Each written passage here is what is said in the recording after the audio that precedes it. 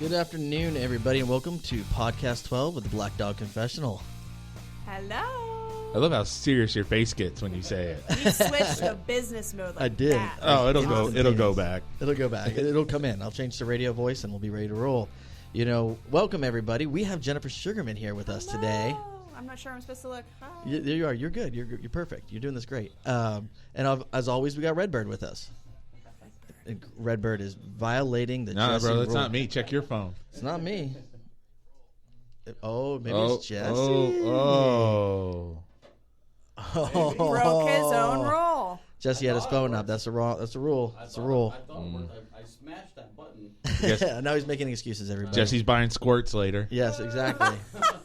We're here. Rounds on me. You're never going to live this down. I know. I feel sorry for you. Chris says, I am childlike for drinking squirt today. I purposely picked out the one thing in there that I thought Chris would comment on, and knowing Chris as well as I do, and of course he did comment on it as soon as I walked in the door. Actually, now the focus of the podcast, not me. So it's just going to be an hour of squirt. Yeah, exactly. Well, our ratings just went up. Absolutely. So we brought Jennifer Sugarman on our show today. Jennifer, tell everybody what you do. I am the president and CEO of the Cocoa Beach Regional Chamber of Commerce. We are one of 4 chambers in Brevard County. Do a lot of great work, a lot of different councils, clubs, committees. We're a business organization, a partnership organization with 1,500 business partners. Oh, 1,500. Is that just in Brevard? Just in Brevard County, yes. Wow. That's impressive. I didn't realize that. I don't know what that means. A lot of people don't, and this is right. part of our struggle, is trying to educate on, okay, what does the Chamber of Commerce do, Exactly. especially to a newer generation. But essentially what we are is our mission statement, for lack of a better term, is we're a catalyst for business success, and we do that by being an educational platform, by having networking opportunities, putting on events like the one on the 26th that you definitely knew about. I've known about it apparently. You've known about for it a while. forever, Fiesta Brevard, and we have all different kinds of specialties. So we have a Military Affairs Council. We have a Convention and Visitors Bureau, which focuses on tourism. Being the Cocoa Beach Chamber, we're large in hospitality and tourism. Obviously. So we just try and make connections and grow businesses by referrals, lead generation, things like that. Obviously, Does that make a little tourism more sense? is huge in Cocoa Beach. Huge, What is some of your big focuses going on right now? Right now, it's just bringing people through the door. So I'll start with a unique challenge. So our CVB, our Convention and Visitors Bureau, we thrive off of acronyms. We're a little like the military. Yeah, I was about to say, there's so many acronyms in all this. The You CVB. got to speak in full words for I know. Chris and keep the them small. Convention and Visitors Bureau is our tourism arm of the chamber. Gotcha. So they're kind of like a mini chamber within the chamber, and that's out on the beach. Our chamber actually has 4 offices altogether. But we bring about 14,000 people through our doors every year from all over the world. We also have a satellite kiosk desk on the bottom floor of Exploration Tower in Port Canaveral. Gotcha. And what I find unique about that is with the cruise passengers, we get more domestic visitors to that desk, and then at our other office in Cocoa Beach, we get more international travelers. Really? Canada being number 1 always for us. So right now it's just kind of a struggle because the way people get their information obviously has changed. So someone stopping to go into a visitor information center, especially from, say, my generation, isn't necessarily the number 1 stop. Yeah, we go to our phones these days. Absolutely. So we're trying to figure out how do we stay relevant when technology and times are changing, and making sure that we're keeping, the front of the building looking great and a draw for people to want to stop. Oh, absolutely. I think that's one of the reasons why we started doing the podcast was this is a different way to reach people. Right. A lot of the times the written word is not read. Right. So we had to start doing things like videos, podcasts, where we can actually reach out to the people to give them the information that's going on. There's a lot of local leaders here like yourself that get involved to develop our specific area, our specific county. Yes. But there's Chamber of Commerce all over the place, right? Yes. Yeah, there's thousands all across the country. So actually, I go to a school in Athens, Georgia, even though I'm a Gator fan. We go to school for our Institute of Organization Management, so it's a certification that I'm going for. I'm actually sad to say this is my last year because we foster a lot of great friendships and relationships at that school.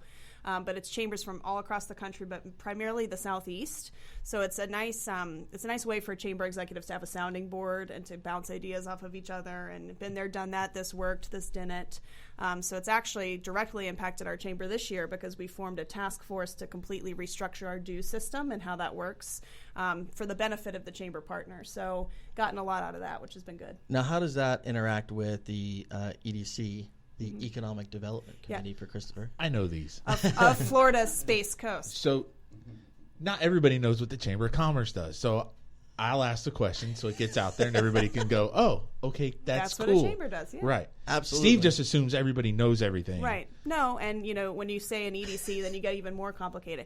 So I used to work for the EDC of Florida Space Coast. Okay.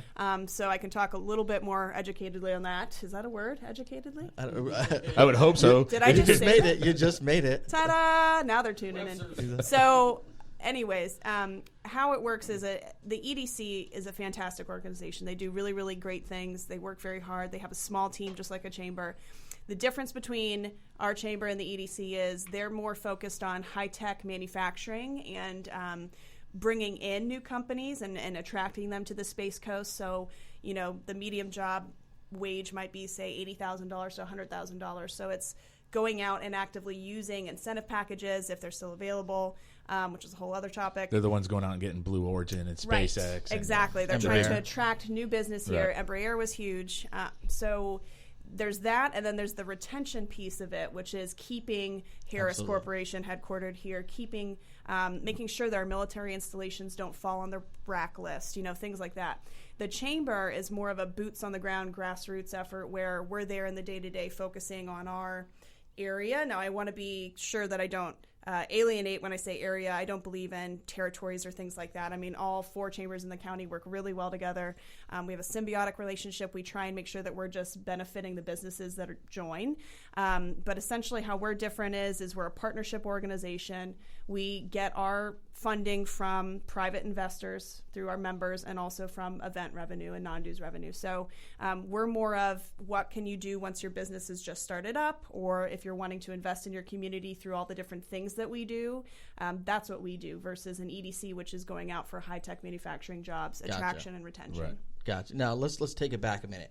Let's rewind your clock here. Let's go back. How did you wind up in that position? Oh, all right. How much time do we have? How far do you want to go back? I was about to say.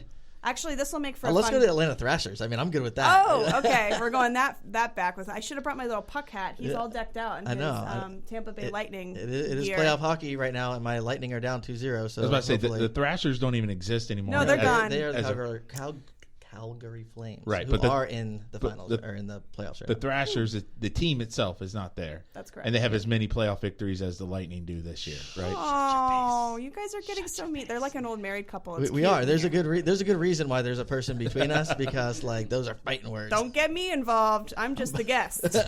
You guys. Okay, so I'll start there. I'm from Atlanta, Georgia. Actually, more specifically, I'm from Marietta, Georgia.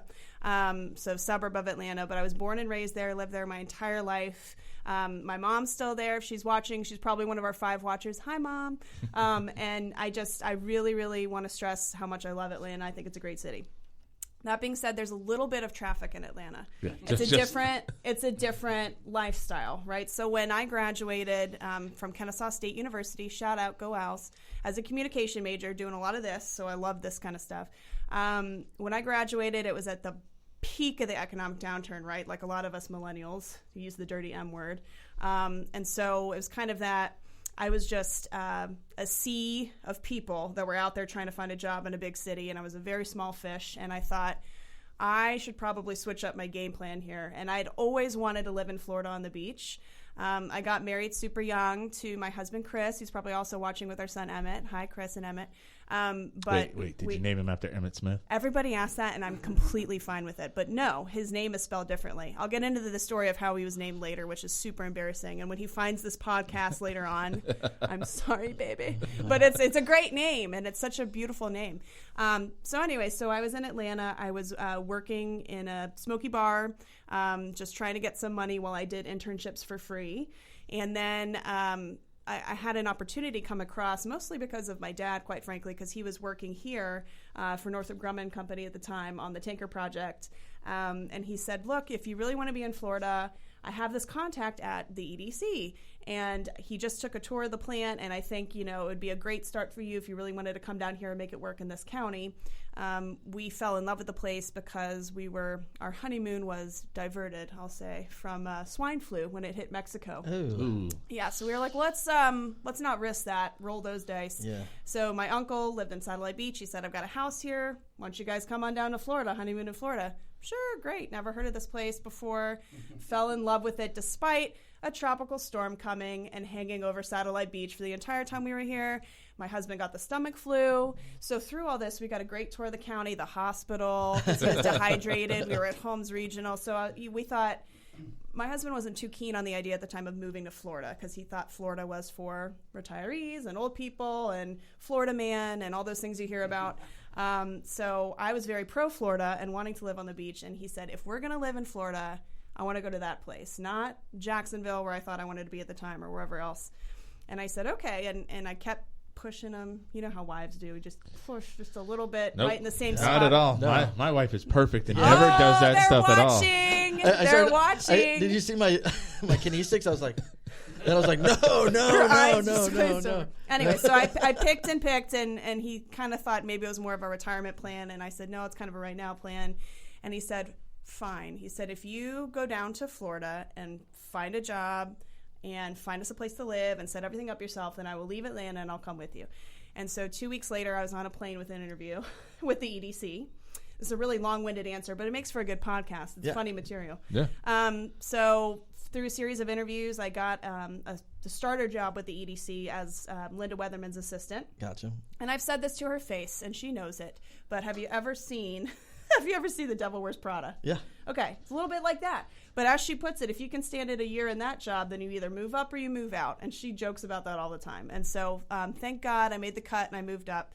So I had 4 different positions at the EDC, and then found the opportunity to move over to the chamber when their CVB, Convention and Visitors Bureau, director position opened up. I need a notepad. I know you are. I'm sorry. It's very complicated. He's got to get one of those spiderweb graphs going. I know. But so I ended up as the director of the CVB, which is where that picture came from that you took from Google. Thanks. I looked so much more well rested back then. But I thought it sounded fun. It was more tourism oriented and a little more relaxed. It's just a totally different kind of job, right? So I did that for 14 months. And then our CEO of the chamber at the time, Linda, who is now our board chair. Funny how life just keeps pulling you back in. But she was great. She left for a different opportunity, and several people actually called me, and they, from the community, and they encouraged me to go for the job. And I'll be honest with you, at the time I was 27, 28 years old, and I kind of did that whole self-doubt thing. Like, how would I get such a huge title?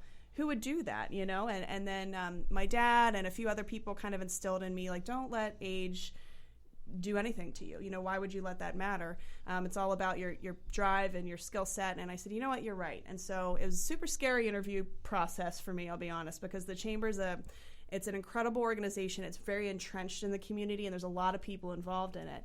And a lot of people, of a certain generation. Yes. And it's an investment, that I'm being hired to take care of. And so it's a lot of pressure, which is why my eye is still twitching 2 weeks later. But it ended up working out. I was considered as a candidate. I closed my interview with a image of Billy Donovan, and I said, remember Billy the Kid.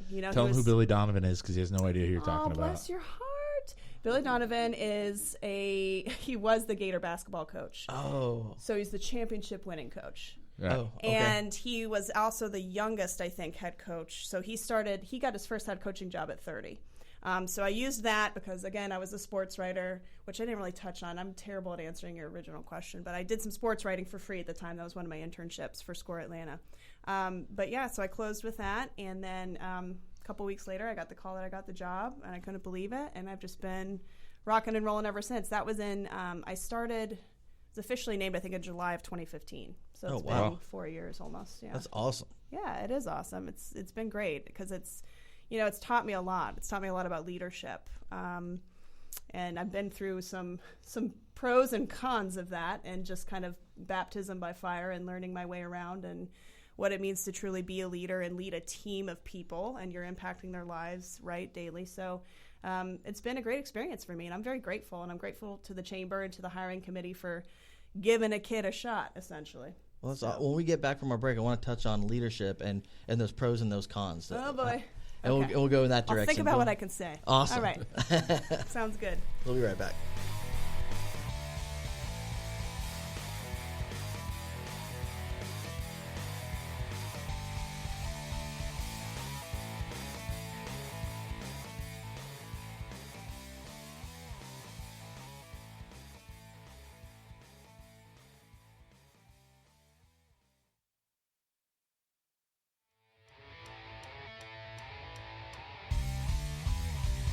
Hey, Lightning. What's up, sunshine? I am so excited about our new show. Oh, yeah? Well, what are we going to talk about? Real estate? Of course. How to get a mortgage? Yep, for first-timers and experienced owners. What about the best place to get a drink on the beach? Lightning, come on. Who would know better than us? All right, I dig it.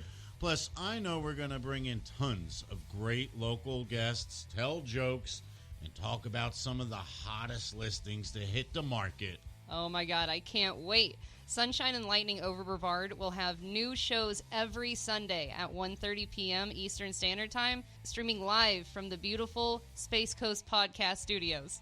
And make sure you like our Facebook page, Sunshine and Lightning, Exit First Class Realty, and subscribe to Space Coast Podcast to make sure you don't miss out on any of our new shows. Dig it. All right, boom.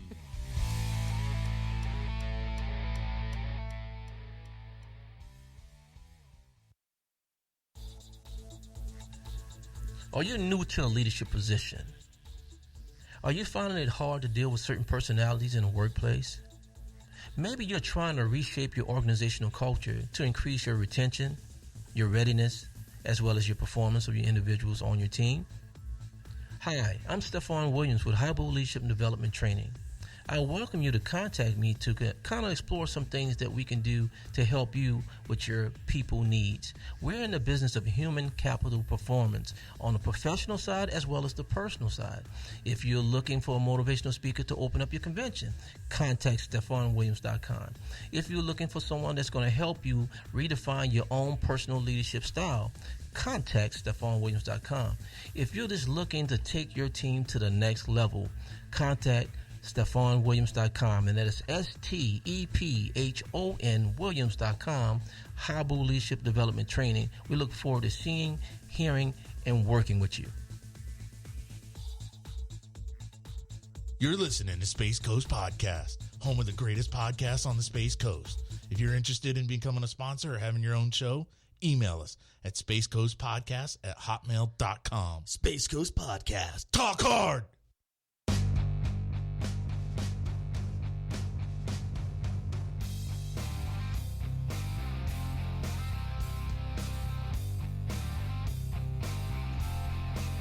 All right, we are back. You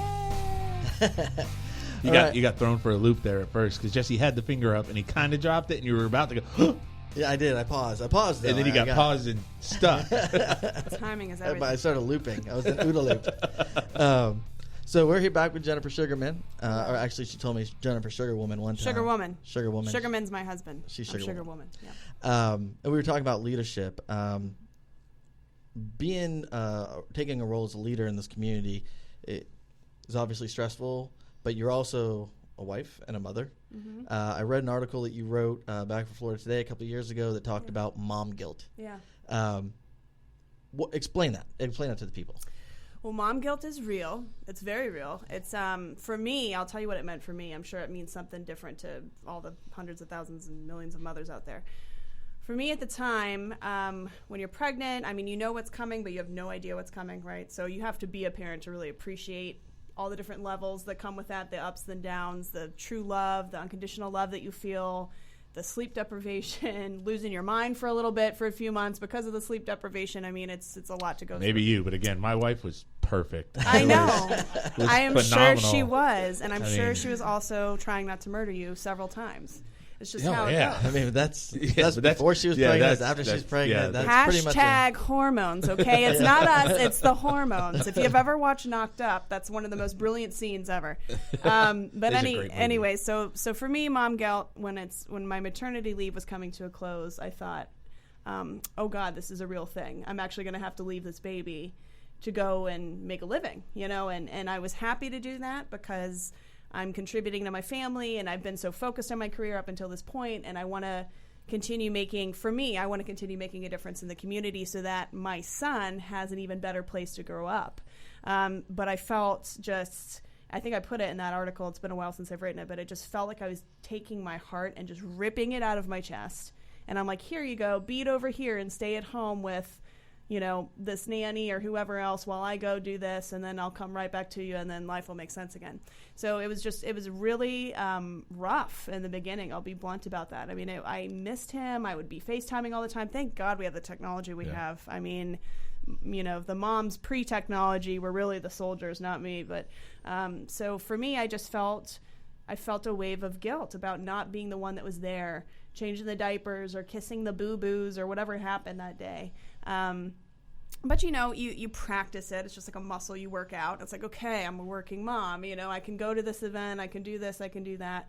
The one thing that has been so helpful, and I hope that a lot of the women that watch this will take heart in, is if you don't ask for exactly what you want, then you're not going to get it. You're not going to be any closer to what you want. And so in my mind, I was thinking there's a happy medium. There's somehow not a black and white scenario where I'm just going to say, screw this, I'm going to quit, and I'm going to just be poor, and I'm just going to depend on my husband's business, and I'm just going to be there every second of every day with this kid, which is also incredibly stressful. I mean, stay-at-home moms, kudos, because I was in a 45-minute battle with my son today to take a nap. I mean, it takes its toll. So, no, they're warriors. Oh, my Stay-at-homes are warriors. Truly. My friend has 7 children. Nope. And she homeschools all of them. And I'm just, I don't even know. I would be on my... Chris, take me to Circles of Care. Yes. Take me to Circles of Care. You would have to. I would for have me. to. Absolutely. No, but so they are. They're warriors. I'm all women are warriors, right? Yeah. And especially your wives. Oh, yeah. Absolutely. Your wives just seem like the cream of the crop. Oh, they are. They're amazing.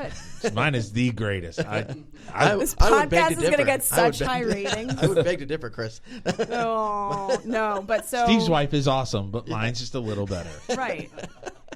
You're contractually obligated to say that. No, not at all. Those are the wedding vows. If you ever have a podcast, if I ever have a podcast, someday you will have to refer to me as the number one. You will refer to me as the greatest one. Yeah. I will refer to you as the greatest one. There you go. There was your vows. So I kind of forgot where we were, but for me, I asked exactly. So when I started looking at it, of either I say, okay, quit, just be a mom and just figure it out as I go, or try and have some security and some stability and come at this from a rational place and think, okay, you're just a little emotional right now. You're going through this whole new life change, and no one is supposed to know how to make it work. And you just see article after article and person after person, or women even telling each other, oh, you'll settle into your balance. It's all a balance.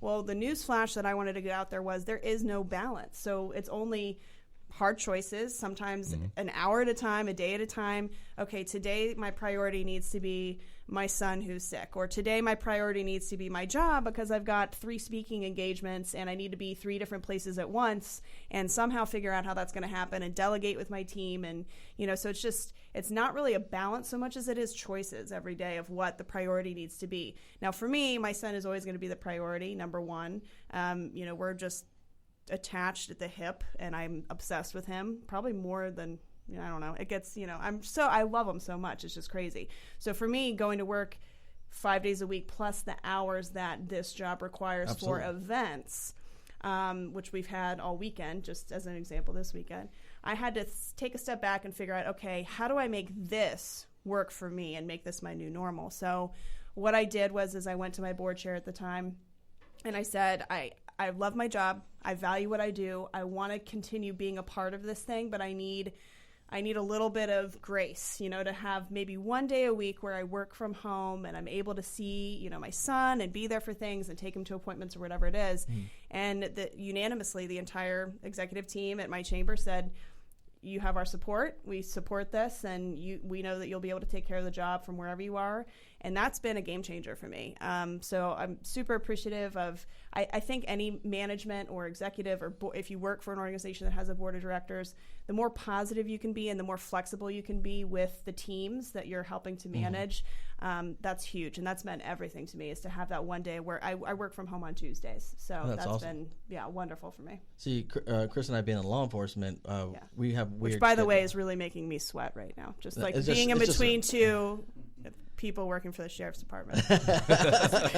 Hold on, we gotta put the light on high. We are asking you questions feeling at this really point. warm in here, you guys. I'm trying to check your kinesics, make sure you're not. I know. That's why I asked first thing if they pulled my background check before I came in. But it's funny, being in law enforcement, we have weird schedules, and obviously we have a high rate of divorce, and there's all sorts of things because a lot of these guys, they go to work at 6, and then they forget about that time with the family. So one of the big things, if you're involved in your kids' lives, going to their games or whatever their sports are, as a supervisor, people come to me and say, hey, my kid's got a game from 5 to 7. All right, flex your time out, come in a little late, or take a couple hours off, be at the kid's game, because that's a huge impact on a child's life. Fortunately, my wife and I have worked out our schedule to where, we're always at whatever the kids are doing, one of us is always there at all the time. And I know Chris is the same way. Yeah. That's good. That's important. But there's, I can tell you from past experience, I mean, you get into the job, you get into public service, you're not making $1 million. So, you're working detail. I'm not? I'm about to say, you're working detail. Dude, she's a CEO for the Cocoa Beach Chamber I am of Commerce. a huge deal, and I run a nonprofit, and I am rolling in dollars. Yeah, rolling in them. But it's you get so involved in I have to make money. I have to pay my bills. I have to make sure there's food on the table. That sometimes you don't realize that you're neglecting other aspects of things. So finding that even keel is very difficult. As a mother, as a father, I can't imagine being a single parent. My hand raises to all them because I can't imagine working. Or someone that's in the service, just in general. I was at the park the other day, and I was it was a woman and her son, and she had told me, she said, I'm here visiting. I was looking for a church, and I said, oh, are you? She said, I'm here. I live on base. And just first thing that came to my mind, and I'm ashamed of myself, but I said, oh, is your husband in the service? And then it kind of clicked, and she goes, no, I am. And so she was a single mom raising this boy, and she's moving around, in the service. And I just thought, here I am complaining about, I have to, not see my son because I'm coming to do some, I don't know, podcast or something, some other obligation. Neglect your family, come see us. Yes, come and talk to them. No, but it gets tough to balance. One of the things I've read that I really loved reading too was, it gets very easy to start comparing yourself to other scenarios and other situations and saying, who am I to complain? But at the end of the day, we're still all real people. We have complaints. We juggle a lot. There's a lot of balls in the air. So it's okay to just say, look, I'm having a stressful day and I'm going to figure it out next time. You've hit on a lot of good things. And one thing that I know that I am terrible about is self-care too. Being able to say, all right, so I'm going to take my lunch break and I'm going to go get a massage or get my nails done or do whatever self-care means to you. Go have a burger and a beer or whatever, Or just go sit in your car where it's quiet and nobody. Yes. I mean, seriously, that's sometimes just to get away from whatever you're dealing with. Right. And just have a break is huge. And have the AC blasting on you because we're getting into Florida summer now. Oh, yeah. No. We talk about self-care. We've talked. Oh, Steve doesn't go out when the sun's up. It's a little warm outside. Yeah. This is about. You drink squirts. I do. Look, he's wearing a long sleeve shirt. It's 95 degrees outside. Yeah, it's all good. That's what you do for your team, Chris. He's dedicated. You gotta support the team. Dedicated. Got to do a little putty action. You got to support the team. Well, clearly, if you don't wear the jersey, they're not going to win tonight. Did you wear that jersey the other 2 games? I got to be honest with you. No, I have not. Because so maybe that's they're going down. No. They lost the first 2 games. So the first game they lost, I was not going to wear that jersey. But you went to that game. I did go to that game. Did you go to the second game? I did go to the second game. So you're the bad luck charm. I don't know, but the first game I wore a black jersey and a hat. And next game I went to, I did not wear a hat. I wore a blue jersey, and today I'm wearing a different black jersey. Superstitions are weird. And, real. They are. And I got to be honest with you, my buddy Anthony is in Columbus right now, and I am not for several reasons. One, because I enjoy breathing. and my wife would probably kill me if I just hopped on a plane with Anthony to go to Columbus to watch a hockey game. But she's a beautiful person. She is a beautiful person, and I wouldn't She blame would her. kill him, though. I wouldn't blame her for doing it because I would probably be the same way. But yeah, no, I'm going to be watching it on the TV tonight at 7 o'clock and praying that they can take one of these games. That's what I'll be doing. Are you going to be watching Game of Thrones, though? Is what everyone else wants. I got to be honest to you. I've never seen an episode of Game of Thrones. No. Okay, yeah. Look, people are going to start unfollowing right now. I'm going to pay all the attention to unfollows this. are coming from the GOT fans. I don't watch Game of Thrones. It took me a long time to get into it. I'll be honest. It just once you push through that initial, in the first season, I felt like it was one of the best. But anyways, we digress. Well, let me ask you this question. This is very important. Uh-oh. Star Wars or Star Trek? Neither. Boom. Boom. Sorry. No. Honest to God, Chris was reading Emmett like the whole Star Wars book today. We're all laying in the bed, and he's like, "This is so and so, and this is so and so," and so Emmett's starting to ask a lot of questions. So wait, your husband likes Star Wars? Yeah, I think so. I don't want to say the wrong thing, but yes. Oh, actually, yes. No, he does like Star Wars, and he's always bagging on me because I watched the one. See, this is how much you know about it. I watched one in the theater, and it was the one with Natalie Portman because I love Natalie Portman. And he's like, you got gypped. I can't believe that's the one Star Wars film you've ever seen. And I'm like, I'm looking at your husband right now. They're boring. I'm sorry. They're just so. Oh my god! Like, yeah, dude, I've watched each one of them one time, and I'm good. It's like watching paint dry I'm turning my with back. lightsabers. Oh my god! It's like painting with a lightsaber and then watching it dry. It's just. I'm sorry. He's gonna have You'll be fine. Do you like the Golden Girls? I do. Okay, you're one. They're cheeky and fun. All right, you're 1 for 2. Okay.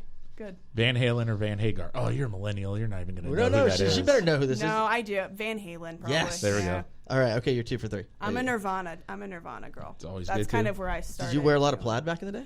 I didn't wear a lot of plaid, but I wore. Remember Jenkos? Yeah, I rocked the hell out of some Jenkos. Yeah. I did some of that, and I was the original that I used to paint my nails black, and now it's high fashion. So whenever I have it, people are like, "Oh." You were rocking the Gwen Stefani look. Is that what you were doing? Yep. The So No Doubt Gwen did all the Stefani, which was music, awesome. yeah, it was awesome. Actually, I'm going to Welcome to Rockville in Jacksonville for my birthday. It's May 4th through the 6th. Yeah, it's going to be awesome. I've been a few times, and I go anytime that Korn's there usually. Oh my God! So Steve's about to bag on you. I think a lot of people. Steve hates Korn. That's fine. I think a lot of people are surprised by that. They're like, "You like music like that?" I'm like, "Well, yeah. There's different sides. There's of an everybody. edgy side of me. I guess if you want to call it edgy, it's just what I grew up with. So you before grew we up go in to Atlanta, you should be into like Zach Brown I'm band. No way. So here's the fun Come on, part. man. That's Jermaine Jermaine Dupri Dupri. era. Ludacris, yes. An Outcast. Outcast, absolutely. We actually traveled to Atlanta specifically to see Outcast at home. Oh, so, that's a good one. We're big into the hip hop scene as well. But, I could tell. Yeah. I So could tell. Steve. Yes. All right, we'll be right back.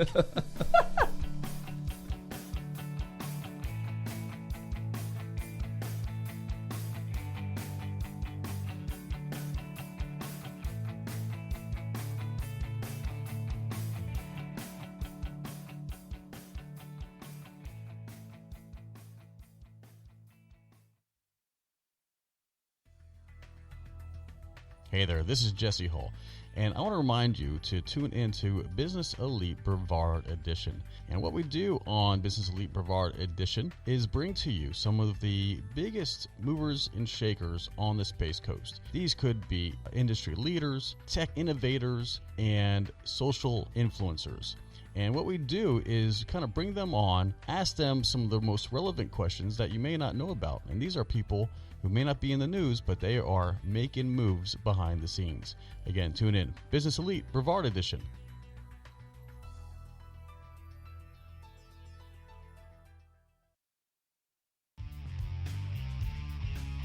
Hey, I'm Vinny with the all-new Vinny Marino podcast. I want you to join me every other Monday as we tackle all the craziest headlines from around Florida and truly explore and uncover what's missing. Also, we will invite the exciting guests from our community who have seen it all and aren't afraid to spill the beans about it. And finally, we can't forget about Vinny's top 3 rants and raves about traffic, restaurants, and events. Join us on Facebook as we go live and bring you behind the scenes of each show and let you be a part of it. The Vinny Marino Podcast, all Space Coast, super raw and unedited, straight to your dome all the time, live from the Space Coast Podcast Studios. Listen everywhere you find podcasts.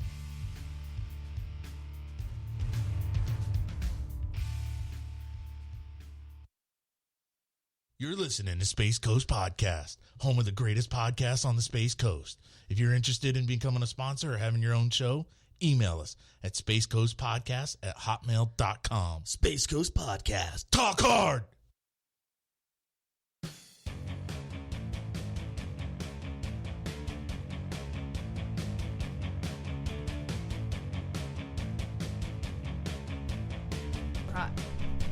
All right, we are back. But now you can't take a picture next to Hank Aaron's home run. Oh. Because it's gone. Now they're talking Baseball. Talking baseball. It's a sport, Steve. I do understand baseball is a right. sport. Do you know who Hank Aaron is? Yes, I do. Who is he? He was a baseball player. Played for the Braves. What made him so important? He hit a lot of home runs. A lot? Do you know how many? I have no clue. I don't even know that. I'll be honest. A lot. So, funny thing is, you said you went to Kennesaw State. Yes. And that you were kind of like a little rock and roll girl back then, right? Oh, well, yeah. I've always been. I still am a rock and roll girl. Still a rock and roll girl. Okay. When I used to tour with different punk bands, they actually had a festival at Kennesaw State in some weird like student union building. It was like weird, and they had like some weird makeshift stage put. And that was the first time and only time I've ever been to Kennesaw, but I went there to play a show. And I was like... Small world. Small world. I didn't know anybody else knew where Kennesaw was, but according to Chris, he's been there. Yeah, everybody's been to Kennesaw. It's beautiful. You've driven through it if you go to Tennessee. Yeah. Yeah. Oh, yeah, I know that, but I never stopped. That was the only time I stopped and spent some hours there. Kennesaw Mountain, the battlefield, it's nice. Yeah. I was there for a short time, and I think we went on to Atlanta for something else. Yeah, if you have a chance to go to Kennesaw Mountain, it's really cool. It is. It's a good hike up there. Yeah, and you got to spend time in the little museum. Yeah, it's nice. Look at Chris. Look at Chris. You sound like a traveler. It is. It's a famous Civil War battle site. You're surprising me because I didn't think you. I thought unless it was the site of a Royal Rumble, I didn't think you cared. I'm bringing out the history in these guys. Yeah, Chris's only acronyms that he knows is WWF, WCW, WWE now, WWE, whatever it is. Those are the ones. That Chris keep talking knows. smack. You'll get Bill DeMott back. We got to see him in a couple weeks. You want to keep talking about wrestling? I love that while you're talking about this, there's a folding chair next to you. Yeah, I just feel like it's perfect. Just. Yeah, that is all Chris. No, I'm not saying that near Bill DeMott. He'll do the on me. Right, he'll still backflip on you. He'll moonsault you. So back talking about leadership. We went through, how you got to where you got to, and then going back to work as a mom. That first time separation and how that goes through. How do you? What motivates you to continue on in the industry that you're in? How do businesses benefit from y'all? Like if Chris were to open up. Right. So I open up a business in Cocoa Beach, a coffee shop, because that seems like something. Going with coffee. That seems like something I would do. A coffee shop. Right. Okay. Something. Yeah. Let's go coffee. Yeah. Like Chris is like, what if I were to open up a donut shop? Let's just say hypothetically, if the law enforcement officer offered. Okay. Right. Yeah. Yes. So I open up a coffee shop, and so I come to your office, and so what happens? Okay. I'm going to give you a few different scenarios. So let's say you're just, like you said, you're thinking about it. Right. You come by the chamber and you say, I'm thinking about starting a business. Help. One of the first things we're going to do is we're going to connect you with, here I go again, SCORE, which is they're retired executives is what it is. I won't go through the acronym for time's sake. But hook you up with one of them. They do an hour-long. Space Coast Organization of Retired Executives? Maybe. Is that it? Yes, you nailed it. Yeah. See, you start to figure these things. You start to speak acronym after a while, after you've been around it enough. They always have to have like some cool they do. school. Oh yeah. Like it can't just be like you can't just be the catchy. ADD. It's got to be the. It's got to be catchy, or else why care? Why have a meeting? But so they are really who we work with and partner with, and they do meetings at our chamber office on how to get you that business plan started and start you up. Okay. So there's all kinds of, and they're not the only organization out there. So there's several in Brevard. There's a small business assistance program and all of that. So there's a lot of different outlets. But once you are starting up, the chamber, we can say, hey, do you need credit card processing? Do you need a painter for your building? Do you need Do you need a plumber? Do you need an electrician? Do you need location advice? I mean, anything like that. Linking you up with a realtor.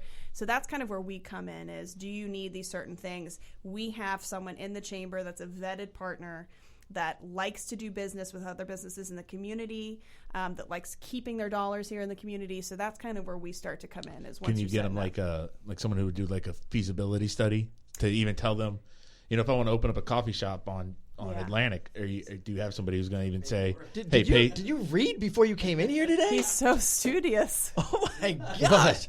Is there like a Chamber of Commerce book for dummies? He must have seen my bio and was like, I need to up my game. Feasibility study. I'm amazed. That sounded good. And offhand there, so my wife used to work for a company in Dunedin, the Sports Facility Advisory, and that's what they would do. If you wanted to build a sports complex, like the Cocoa Expo or something like that, you would go to them and say, hey, look, this is my idea. This is what I want to build. They would do kind of that same stuff. They do a feasibility study. They'd hook you up with construction contractors, tell you if it's even worth doing, what can you do. So there's less of that going on in our chamber, at least. That's more of the municipality you're thinking about starting up in. So you would want to work with the city of Cocoa Beach, on that sort of stuff. But really, it's just like I said, it's a place to try and grow your name. And one of the ways we do that is by actually plugging you in and making sure that you're utilizing your chamber benefits, which could include going to a networking event, coming to a seminar on a topic that's particularly interesting to you. Say you didn't know how to do all this fancy technology stuff. A lot of our businesses, our chamber in particular, is 80% small business. My husband hates it when I use the term small business because he's a small business owner, and he's like, all of us are doing big business. Stop calling us small. And I'm like, I get it, and I know where you're going with your vision, but I just, for the sake of categorizing, like we have to do. So what that means is 80% of our business partners are 1 to 5 employees. We have everyone down from, and this, I'm not saying this derogatorily, Mary Kay's great. We have everyone down from a Mary Kay lady all the way up to SpaceX and Boeing and Lockheed and ULA and all those guys. And a lot of, like AT&T, we always use this it's not a joke, but this reference is not going to stand up in one of the chamber's leads groups and say, a good lead for AT&T is, whereas a Mary Kay consultant might. Yeah. But AT&T is investing in our chamber because it's the... Back in the day, it used to be the right thing to do, right? So it's a community organization. You're investing in the mission, and if the chamber's successful, a rising tide lifts all boats. And so we still have a lot of that going on, which is great. But as a leader of a chamber, gone are the days of, well, here's my dues, and you go and do what you need to do, and we appreciate you. It's more, what's the return on investment? Right. What have you done for me lately? Which is not a problem, I understand. But it's more of that, if I don't get X amount of clients or whatever it is that applies to you, then this isn't worth my time. But part of our struggle is what we preach is show up, pick one thing a month, come. If people see your face regularly, oh, you're the guys from Black Dog Confessional. I know so-and-so, and that could lead to your next big superstar guest. I don't know how you're going to top this, but, you can try. Yeah. And so it helps. We're dreamers. I know. We're dreamers around here. That's how it works. Reach for those stars every time. Teamwork makes the dream work, and that's what we preach at the chamber. Here we go. Yes. That's what we preach at the chamber. But you can see those are just a few examples of kind of the different... And it's for anybody. It is. If I don't want to open up a storefront, but I want to open up, like you said, a plumbing company, an electrician, and then that's a good networking to get out to say, hey, this is. And so, like I mentioned, a couple of our councils, clubs, and committees. So we, when I took over, we started Young Professionals Group, which I felt like was a missing component at our chamber in particular. And it's so important, just like with anything. I mean, if you don't engage the next generation in whatever it is that you're doing, it's going to look much different, or it could fizzle out, or it could shift. Right. And so trying to engage the millennial generation and younger, what does the Chamber of Commerce do? Why should you care about it? And same thing for an EDC or any other organization. And there's that focus on sustainability for long term, you know, because if you I'm a big support small business person, but I'm also very aware that for every small restaurant you have to have a Darden chain, because that brings in more jobs, and the more prosperous the community is, the more it grows, the more beneficial things we can do for it, the more we can develop it, the better schools we can have, and all the things that go along with that. Bringing in organizations like Blue Origin, SpaceX, those are all good for our real estate industry and causing our community to grow and benefit. And with all that, we get more tax revenue and everything develops. Like I said, I'm a huge small business supporter, but I understand there's a balance that has to occur with all that. Now, do you all, I know you told me before you work with nonprofits, mm-hmm. Do you guys work with angel groups too, or how does all that? Yeah, so we have about 160 or so, give or take, nonprofits within the Chamber. The Chamber is a nonprofit. A lot of people don't realize that. So the Chamber is a 501c6, and then under the same roof, we have what we call our Institute, which is a 501c3. So we have both, which is kind of unique. Out of our Institute side, you'll find our Military Affairs Council, our Citizens for Space Exploration trip, which is a grassroots effort where we take community citizens, university students, and business owners, if they want, up to Washington, D.C., and we advocate, not lobby, we advocate for human spaceflight in the budget. So that's kind of a unique thing that we do, cool. Tie it back to the Space Coast in support of space. And then we also had a nonprofit task force, which has completed their job, but now we're just supporting nonprofits. So one of the ways in which we've done that for the past 15 years, we're going into year 15, is the event which you have always known about, which is April 26th, Fiesta Brevard. It's in Coco's Riverfront Park. It's a fun event where the nonprofits come out and they get a chance to have a tabletop. They sell tickets to the event. They get to keep that money. They sell raffle tickets for the event. They get to keep that money. So it's a fundraising effort, but it's also for the community. It's just a nice night out. It's a date night out. There's food. There's dancing. There's drinks. Yep, all of it. All the things Chris likes. Tacos. Prizes, tacos for sure. Absolutely. Yeah. And Jesse's going to be DJing the whole time, so there'll be good music. I don't know if Jesse's DJing or DJ Hizzy. That's his alter ego. So once he takes his hat off or turns it around, that's when he becomes DJ. Let me tell you something about Jesse. So I was at Kidapalooza, which was lit. Okay, and so my son is having. We still say lit. Lit. Okay. I'm bringing it back. All right. Lit. So Leak. my son's having this meltdown, and he's like hitting me in the face because he wants to go on this little tricycle thing. I'm like, oh God, fine. So I'm pushing him because he's not tall enough to reach the pedals yet, and he's screaming the whole time. But like the music finally made him calm down. And I'm going around the circle, and I see Jesse in the center, and he's like bumping it, and there's like toddlers just bicycling around him, and I'm like, this guy gets it. You got to diversify your market. So you had like the techno version of Baby Shark or whatever that song. No, he actually had some adult songs, but Emmett was into it, so it worked out. That's awesome. Yeah. No. So so we work with nonprofits to answer your question, and that's one of the events that we have done specifically to support nonprofits over the years. Got you. Now, I know there's. Did you go to Lead Brevard? Are you a lead graduate? I am not. Just because I've been doing. What? I'm a lead graduate. I'm a lead graduate. I know. Brian Bobbitt's a lead graduate. I know, but it's because I've been in chamber school, as I call it for short. That Gotcha. institution of organization management. This is my last year, and then I'll be starting to look at other professional development opportunities. That's a good one. Yeah. We had a good time there. But they do a lot of networking also. Yes, They do and the Kristen's amazing. socials. They do great the work. Kristens. Both the Kristens. Both Kristens are amazing. We're Shout plugging out. you right now, Kristen and Kristen. Yes, they do great stuff. Yeah, they're awesome. They're very, very in tuned with the community and the socials and how to get people networking. And they do different networking events all throughout the county, depending on where they're at for that lead month. Yeah. But there's other groups too that are working with startups or helping development groups, Groundswell, places like that are all trying to help businesses kind of get their kickoff. Like I know Groundswell, what they do is that's kind of like a community place where they all kind of talk. And if you need a graphic designer, hey, you're a graphic designer, will you help us work at this project? But it's all things that are building towards developing the community itself. I know you're over in Cocoa Beach. I'm a big supporter of the O'Galley Art District. 321 Millennials do a lot of work down there. I am not a millennial. I am a Zennial. I'm the right before it. Yep. But you're just old. Yeah, but like Shane, we get caught up in these terms, though. I'd like to just say we're just people working for the betterment of our community. Yeah, I have the mindset of a 14-year-old. But like pretty high, bro. But like guys like Shane Bergman, Brian Stevens, all the ones that work over with 321 Millennials that are doing different events.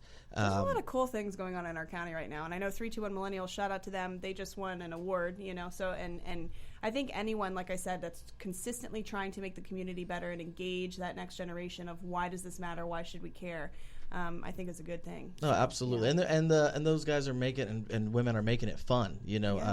That's the good thing about 321 Millennials. They're trying to engage the community, engage that age bracket in a way that keeps people interested. All the stuff that they've done for the O'Galley Art District has been awesome. Derek Gores and what he's done for the O'Galley Art District. People that are actually taking time to invest in an area that, for me, I believe is an area that was a prime target for redevelopment. You have a library, you have a civic center, you have the Food Center Museum, you have all these things that... It's great down there. Yeah, it's a perfect area, but it had...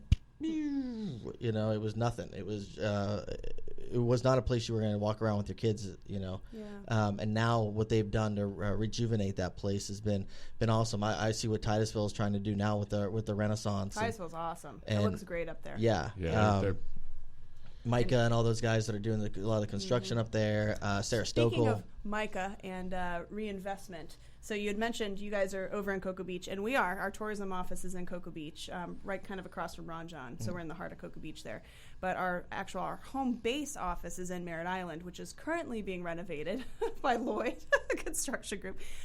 So it's closed right now, but that's typically where most of our team is working out of, is Merritt Island. Gotcha. And then we have a 5,000 square foot facility in Vieira, in the Avenue Vieira. So we're very happy to be there, and in the central part of the county as well, which we represent. And that's actually where all of our team is working out of old Coldwater Creek dressing rooms. So come by my executive suite anytime you'd like. Your executive suite. My executive suite. Can you talk about that Have for a lunch. second? So you're just not the city of Cocoa Beach. That's correct. just your area. Yeah. So what area? So what I like to say is our area is any place in Brevard County where the business owner likes what our chamber is involved with and they see a benefit from it, so they're finding value in what we're doing, and then they join our chamber. So we have partners as far north as MIMS and as far south as Palm Bay, but there are chambers that represent the different areas. So we all kind of cross over. Some people join all four of us. Some people have one or two, and then the others aren't close. They can't make it to anything. It's hard enough to make it to all of our 150 plus events we do a year, which is another challenge. It's just the market's oversaturated with all these events and things like that. But so yes, we're not just over the city of Cocoa Beach, although we love Cocoa Beach. I mean, that's our bread and butter. That's where our heart is. Right. That's kind of where we stemmed from. And believe it or not, it sounds crazy, our chamber, who is one of 4 chambers in the county currently, used to be 4 chambers. So it was Merritt Island, Cocoa, Rockledge, and Cocoa Beach, and they merged in 1968. So we've been around. It started as the Cape Kennedy Area Chamber of Commerce, and then it merged into a couple different names, and Cocoa Beach Regional Chamber of Commerce is who we are currently. But we're over, for lack of a better term, I mean, we're from Pineda up kind of in that central area, Merritt Island, Cocoa, Right. all of that. But no, we're not just the That's city your of Cocoa turf. Beach. It's not turf. I hate so. That's where you fly your colors. Gold and blue, by the way. Hang them out your car window. We know which chamber you're with. No, but what's funny is that, when I first got my position, you hear a lot about, back in the day, there was all this beef between all the chambers, and there really was. I mean, you hear these stories and this and that, and I've always just thought, how ridiculous is that we are fighting internally when all of us have the same goal, which is to help businesses thrive and to pull our community together. So my big thing was, we're all going to collaborate. I had worked with Marcia previously, and she's amazing, and has how she's been a chamber executive for 20 plus years. She deserves a medal because there's a lot that goes into it. So Marcia's great up in Titusville. Nancy's great down in Palm Bay, and Michael, who's newer to the position, I think he's been there over a year now, though. He's doing great work, and he also believes in collaboration. So it's been nice, just kind of this, either a change in leadership or similar leadership that's always had that mindset. We all get together quarterly and we try and say, hey, what are we doing? How can we help each other? Which awesome. I think is really important, because if you don't collaborate, you're wasting your time. Yeah. But so no, it's not a turf. It's just It's your turf. where the conglomerate of our business partners exist. Yes. It's a turf. Yes. Now, just you give me the one finger. Are we wrapping? Are we? Look at this. Did he give you a plug? Wow, he gave me a card. Okay, cool. All right. Money? I wish. I love referrals, right? Just so I'm waiting for the one finger. So I want to wrap up with a couple things. When you look at where our community is going as a whole, how have you seen it progress over the years since you've been in place? So I feel like I don't have the authority in so many words to speak on this, because there's people who have been here a lot longer than me. I came in 2010, so in just the almost 10 years that I've been here, I've seen an incredible amount of growth. So what was unique for me specifically, I'll talk about my experience. I started my job with the EDC right as we were going into the final shuttle going up. We had this whole PR strategy. It was called the Space Transition Strategy. I probably should remember the full name, but I'm not going to keep going into these long. If it was a cool acronym, it was you a would have very remembered cool it. acronym. I remember that. But no, we had a transition strategy which basically said, hey, if we're going to have the world's eyes on us right now, let's all have the same message. Let's be singing from the same song sheet and say, the world's not ending, the sky's not falling, we're more diversified than we've ever been, especially since the Apollo era. We have manufacturing here, we have high tech here, we have all these different things, education. It's not like we're going to just die on the vine. And so it was interesting for me to see people's reaction to the shuttle retiring, coming in, not knowing anything about space. And now I'm a space junkie. I mean, I'm going Facebook Live for everyone back in Marietta. Every time there's a rocket going up, I'm cheering, and I'm all about it. So from my personal experience, watching the panic that was happening back when I first came here, to now we're in a year where we're just now about to send humans back up to space from our own soil. It's a huge thing. It makes me emotional almost, you know. It's just to watch, to know what's been going on behind the scenes, all the hard work and the dedication of thousands of people that are not just working on, you know, the crew capsules, but also that even have anything remotely to do with it, like being involved in a chamber or tourism or economic development. I mean, it's a huge thing. So just speaking on, you know, I haven't been here since the Apollo days or before. You know, there's a lot of people that before you were born. Maybe. Before all of us were born. Yeah, before all of us were born. Yeah. So, you know, it's a huge deal for me. And watching that transformation from woe is me, you know, 60 Minutes famously did this story back when the shuttle first retired where they zoomed in. I'm sitting there doing communications with the Eden just thinking, oh my gosh, tell me they did not just do that. They zoomed in on a doorknob in Titusville or Mims, one of them. And they're like, someone has left their keys just hanging in the front door and they've left. Like, no, they didn't. You put those keys there. It was just infuriating. You know, it wasn't like that. I mean, was it hard? Absolutely, you know, but just the way the media handled it, and then now seeing all the excitement coming back of people are here to watch the launches. Humans are going back up in August time frame. I mean, it's great. If you think about the Tesla launch when I mean, that was what a great publicity thing. You know, I mean, from a PR standpoint, if you were questioning things that were happening, to watch that, it was probably the first time in a while that I saw people back on the rivers so excited. And I've been here for 40 years. And I still love watching the rocket launches, especially the night launches. Yeah. But I gotta say, I usually watch them from my house. That was one of the first time that I actually loaded my kid up, went over to the river's edge, and watched it go up, because I was like, this is a historic moment, you know. And it's all part of that development that, you know, fortunately we've been able to see in our lifetimes in this area. I know pretty much everybody in this room. I would say everybody. Jesse's a businessman. There's 4 of us. There's not. Yeah. There's lots of pictures on the wall. Also, there's a studio audience that people can't see. That's why you hear them like. Yeah, we need to get some candy laugh with. You like that? Yeah, for when you tell jokes, somebody will actually laugh. Yeah, there we go. Hard on each other. I know, but that's our relationship. That's our relationship. That's how we keep things going. How you keep it fresh. You know, we're very much like the Golden Girls. He's Rose. Yes, I was going to ask, which one are you? I'll take Rose, all right, because he's Sophia, so there we go. I'm good with that. Yeah. But, you know, we have a vested interest in the community. That's one of the reasons why we do the podcast. Great idea, and I think you guys are killing it. Congratulations. Thanks. It's nice. I enjoy it. We really feel like this is a place that is a good place to live, a good place to develop a business. That's why I get excited when I see things like the Renaissance in Titusville. And, you know, I'm friends with Sarah Stokel, and, you know, she's a city councilwoman up there, and she's always posting things up. And I like to see what she's doing. I mean, here's a person that's very young who's in a city council position already. And then, you know, you see the different people that are running some of these nonprofits, what they've done for the Children's Advocacy Center and the new building they're in. And, you know, just watching the progression for what is being developed for this county has been awesome. Partnerships is obviously a huge part in law enforcement. It's a huge part in this entire community. So we thank you for, you know, being a leader and being willing to take that step, you know, and putting yourself out there, because realistically, when you accept a role like you've taken, you are putting yourself out there. You are making yourself a face. And sometimes there's a lot of people that get nervous about that, like you kind of said earlier. And so we totally have utter respect for that. But you know Jesse, what the trick is? You have 2 Facebook accounts. That's my what advice. That's what it is. You have 2 Facebook accounts, one for work and one for family. Posting all the pictures of your kids, and then the other one's for come on out to the chamber event on April 26th at Coco's Riverfront Park, 5 to 8. See how that works? Boom! Look at that, man. I'm a professional. She already knows how to plug, right, Jesse? But thank you for saying that. And it's not just me. There's a ton of community leaders out there, and just Brevard alone. And yeah, I mean, there's a reason why some of our city managers go shopping at night or whatever. So, you know, you end up being the face and also the complaint department sometimes, which can be a challenge. No, trust me. And, you know, the best part is because my sister works for a county commissioner. Whenever I have a problem, I just go. My dad's probably the worst, because he'll call my sister and be like, "Our road's got a crack in it," you know. But I just texted her yesterday. I was like, "Why is this eroding? That shouldn't be eroding."